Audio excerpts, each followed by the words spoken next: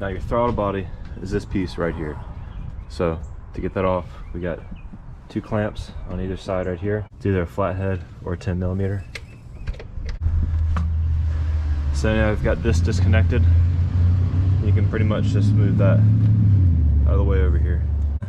This one doesn't look too bad.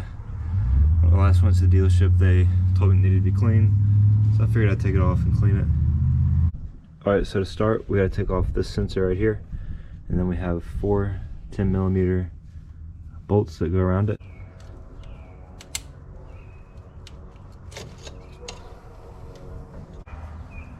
Now at this point, you're going to be able to separate it.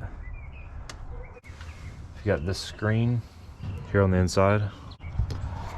You do have these 2 coolant lines attached here. I'm going to take those off in just a minute, but I can definitely see what they're talking about now. This is very dirty on the inside.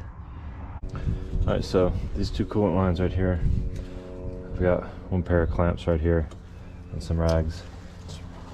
I'm just going to see how it goes taking these off. Well, that was a little more than expected.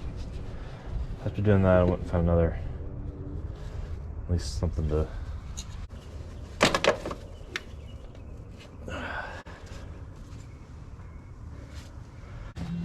Alright, so for cleaning it, I'm just going to use some carbon choke cleaner, but basically just going to spray it on here. Be careful not to get it in the electronics area. Just going to spray it all around here and start wiping it down.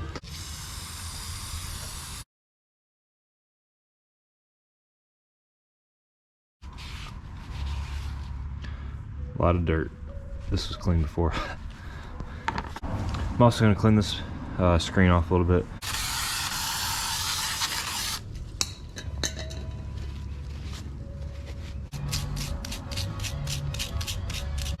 So I didn't even realize that this was had actual shine to it, but obviously I've already put it back on. But pretty much you just want to put everything back on in reverse order and make sure it's all cleaned up, buttoned up, ready to go. You'll start it up after that. Okay, now when you start it up for the first time, the RPMs may jump really high because it's going to have to adjust with newer airflow. So let's see what it goes to.